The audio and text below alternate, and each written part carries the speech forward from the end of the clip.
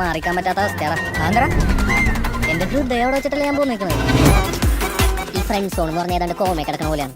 ജീവിച്ചിരിക്കണ്ടോന്ന് വെച്ചാൽ ജീവിച്ചിരിക്കണ്ട്, ചത്തോന്ന് വെച്ചാൽ ചത്തു.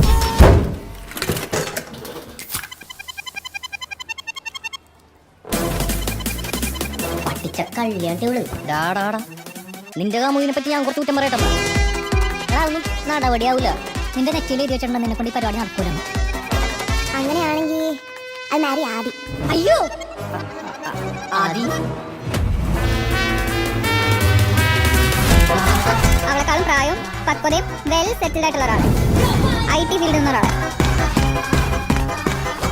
നീ കുറെ പ്രോഗ്രസ് ഉണ്ടാക്കാൻ നോക്കി, അതിനൊക്കെ നിഷ്പ്രഭമാക്കിക്കൊണ്ട് അവൻ മുന്നേറിക്കൊണ്ടിരിക്കുകയാണ്. നിനക്ക് മറ്റേ ഡയലോഗും കൂടി പറയായിരുന്നില്ല ഒരു ഭംഗിക്ക്? എന്ത്? നിനക്ക് എന്നെക്കാൾ നല്ല പെണ്ണിനെ കിട്ടുന്നു. ആ, അതിലെനിക്ക് സംശയമുണ്ട്. കാരണം എനിക്ക് എന്നെ പറ്റി നല്ല മതിപ്പുണ്ട്.